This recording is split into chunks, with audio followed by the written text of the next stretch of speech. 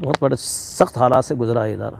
दारुल पोखरण को मौजूदा कामयाब तरीन मकाम पर लाने में किन शख्सियात की कुर्बानियों और जद्दोजहद का किरदार रहा है?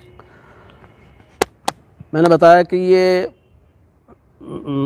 पहली बार जब बानी रहमतुल्लाह अलैह इस इदारे की बुनियाद डाली और अल्लाह ने उनको उम्र बहुत कम दी थी, 10 या 12 साल तक उन्होंने काम किया और उनकी वफ़ात हो गई तो फिर ये बंद हो गया। बंद होने के बाद फिर दोबारा नशस्त सानिया में हज़रत मौलाना दोस्त रहमतुल्लाह अलैह, हज़रत मौलाना ग़ुलाम अल्लाह साहब रहमतुल्लाह अलैह, इनका है किरदार। और फिर वो इन्होंने शुरू किया दोबारा सिलसिला।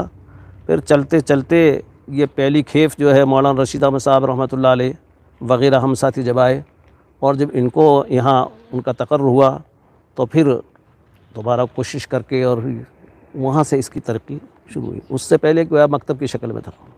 3 शख्सियात का नाम आया, चौथे हज़रत सदरुल मुदर्रिसीन का हाँ। मौलाना आलम साहब, जी। उनके ख़ानदान में इल्मी मैदान में या दीन की खिदमत में कोई है अभी इस वक्त? अभी है, उनके लड़के भी है, लेकिन एक लड़का है जो पढ़ा मौलवी खलील अहमद साहब है और वो उनके पोते होते हैं। उनके लड़के थे हाफिज, उनका तो इंतकाल हो चुका, लेकिन ये पोते हैं। और कारी हाशिम साहब जो वहाँ माली कोटला में थे, वह मौलाना आलम साहब के पोते थे। उनका एक साहिबजादा था, उनका इंतकाल हो चुका, मियाँ जी मोहम्मद कासिम साहब का इंतकाल हो चुका है। अब पोतों में है कुछ 2-4। अच्छा, वो लुधियाना मुफ्ती साहब हैं? हाँ, वो उन्हीं के मुफ्ती आरिफ तो यहीं से फारिग, वो यहीं से फारिग है। और वहाँ हाशिम साहब के नवासे भी है। जी, उनके मज़ामीन गुज़रते हाँ, वो हैं। आते रहते हैं, वो लिखता रहता है बेचारा, अच्छा लिखने लग गया वो।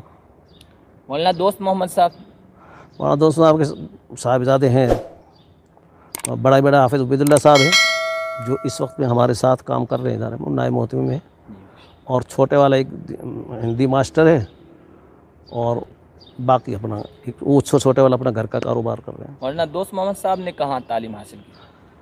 मौलाना दोस्त साहब की इब्तदाई तालीम मौलाना आलिम साहब की बुनियाद डालने के बाद पहले तालिब इल्म थे वो पहले तालिम थे। जब मौलाना आलिम साहब का इंतकाल हो गया तो उनके वालिद साहब ने फिर इनको और 2-3 साथी और थे, मौलाना अहमद साहब वगैरह खुड़ाल वाले, इनको पाकिस्तान ले जाकर किसी इदारे में, शादी पली में कहीं इदारा था, किरान मौलाना उस्मान किरानी साहब रहमतुल्लाह अलैह, तो उनके यहाँ तक उनको दाखिला किया करवाया और चंद साल तक वहाँ पढ़ते रहे। वहाँ से पढ़ कर फिर वो दारुल देवबंद आए, वहाँ इम्तिहान दिया तो पहले साल में उनका दाखिला नहीं हुआ, तो फिर वहाँ से मज़ाहिर में जाके दाखिल हुए।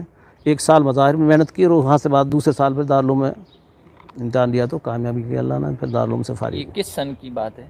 अब ये सन क्या है, सनद में देख